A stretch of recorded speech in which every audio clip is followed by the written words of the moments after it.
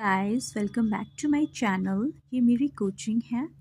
In today's video, we will discuss the topic Golgi apparatus. Now, what is Golgi apparatus? Golgi apparatus क्या होता है? Golgi body या फिर Golgi apparatus या plant cell में आपने देखा होगा इसे डिक्टेयोसोम बोलते हैं. सो Golgi apparatus के अलग अलग नाम हैं. ठीक है, Golgi वर्ड किसने दिया था? The first describe by Camillo Golgi. ठीक है, तो इनके नाम से ही गोल्जी एपरेटस का नाम दिया गया है, जिसे आप गोल्जी बॉडी या तो फिर गोल्जी एपरेटस बोल सकते हो. राइट, प्लांट सेल में इसे हम बोलेंगे, प्लांट के केस में हम इसे बोलेंगे dictyosome. Golgi apparatus first describe by Camillo Golgi, जैसे कि मैं आपको बता चुकी हूँ. ठीक है, let's discuss the feature of let's discuss the introduction or you can say the definition. Let's discuss Golgi apparatus. Right, it is present in all eukaryotic cells except RBCs. Right, यानी कि Golgi apparatus जो होते हैं वो सारे ही eukaryotic cells में present होते हैं.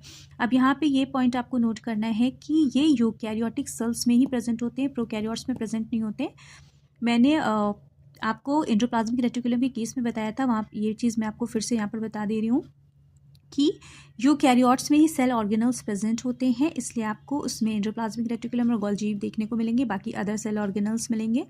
ठीक है, प्रोकैरियोट्स में कोई भी सेल ऑर्गेनल्स प्रेजेंट नहीं होते, इसलिए आपको उसमें गोल्जी भी देखने को नहीं मिलेगा. राइट, एंडोप्लाज्मिक रेटिकुलम जो होते हैं वो क्या होते हैं? वो भी क्या है? वो यूकैरियोटिक सेल ऑर्गेनल्स हैं. ठीक है, so it is present in all eukaryotic cells except RBCs, यानी कि आरबीसीज को छोड़ करके बाकी जितने भी यूकैरियोटिक सेल्स हैं उन सब में आपको गोल्जी एपरेटस देखने को मिलेगा. Right, Golgi apparatus consist of a system of membrane bound vesicles which are arranged somewhat parallel to each other in stacks called cisternae. Right, यानी कि जो गोल्जी एपरेटस होते हैं वो किससे बने होते हैं? System of membrane bound vesicles, यानी कि जो वेसिकल्स हैं वो कैसे हैं? मेम्ब्रेन बाउंड है, which are arranged somewhat parallel, यानी कि एक दूसरे के पैरेलल होंगे.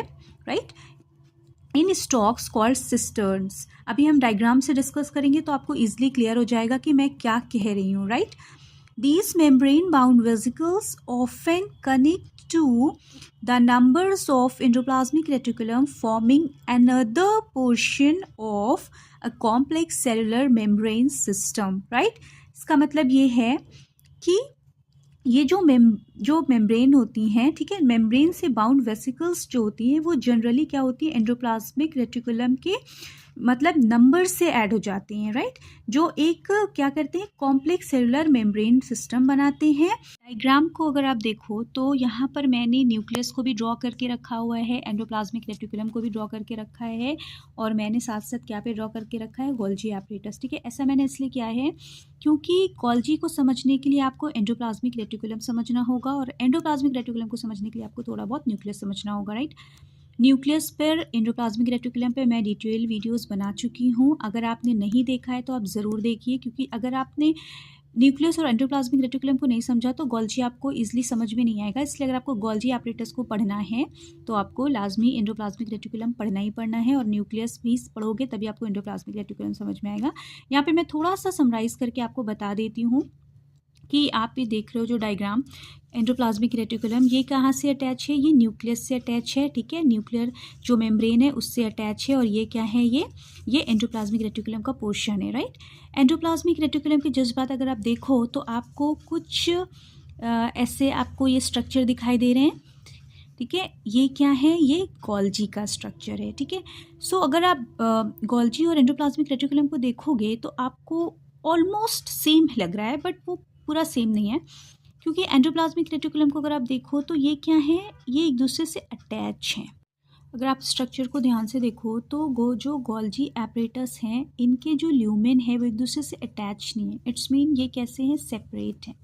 ये जो आप स्ट्रक्चर देख रहे हो ये कैसे, इन्हें क्या बोलेंगे हम? इन्हें हम बोलेंगे सिस्टर्नी. राइट, इन्हें हम सिस्टर्नी बोलेंगे. यहाँ पे डिक्टेयोसोम वर्ड हम यूज़ कर रहे हैं जो प्लांट सेल में यूज़ होगी.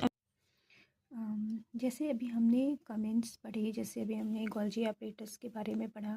ठीक है, इसको हम डायग्राम के थ्रू समझेंगे तो हमको एक एक पॉइंट इजीली समझ में आएगा.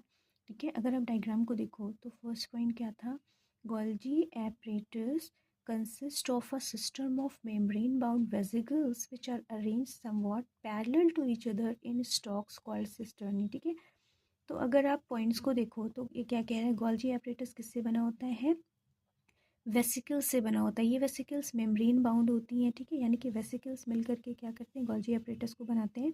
ये वेसिकल्स मेम्ब्रेन बाउंड होती हैं। ठीक है, जो कैसे अरेंज होती है, पैरेलली, देख रहे हो आप, एक दूसरे के पैरेलल, एक दूसरे के सामने अरेंज है। ठीक है ना, पैरेलल टू ईच अदर, एक दूसरे के पैरेलल अरेंज है। ठीक है, इन स्टॉक्स को, ये जो स्टॉक्स एक दूसरे के पैरेलल प्रेजेंट है, इन्हें हम क्या बोल रहे हैं, यहाँ पर सिस्टर्नी बोल रहे हैं।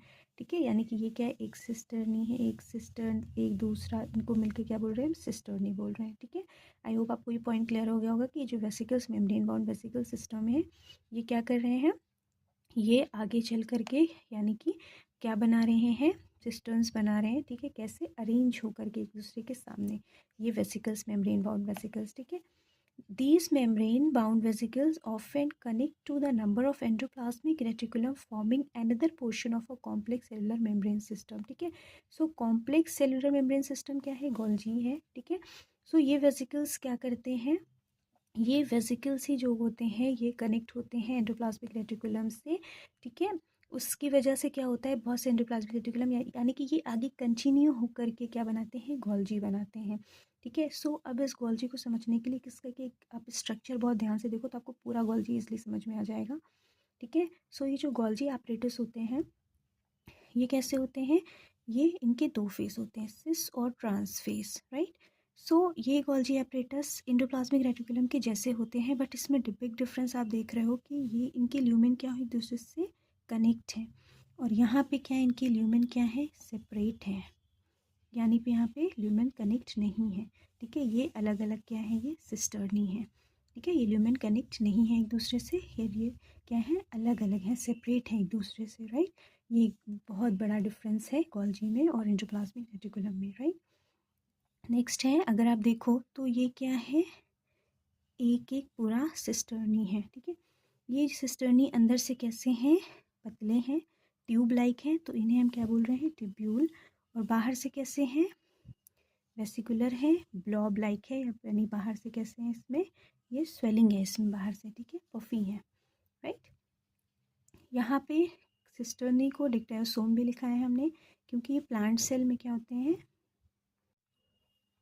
प्लांट सेल में ये ऐसे ऑर्गेनाइज नहीं होते, एनिमल सेल में आपको कुछ इस तरह से पैरेलली ऑर्गेनाइज दिखेंगे, लेकिन प्लांट सेल में ये कैसे होते हैं, ये पूरे में स्प्रेड होते हैं, जैसे एक यहाँ होगा तो एक इधर होगा, एक इधर होगा, ये जो हम इसकी बात कर रहे हैं यहाँ पर। ठीक है, सिस्टर्नी की, इसलिए उस केस में से डिक्टायोसोम होते कहते हैं, क्योंकि इसे हम इजीली आइडेंटिफाई नहीं कर सकते हैं। ठीक है, ये ऐसे पैरेलली अरेंज नहीं होते हैं, राइट।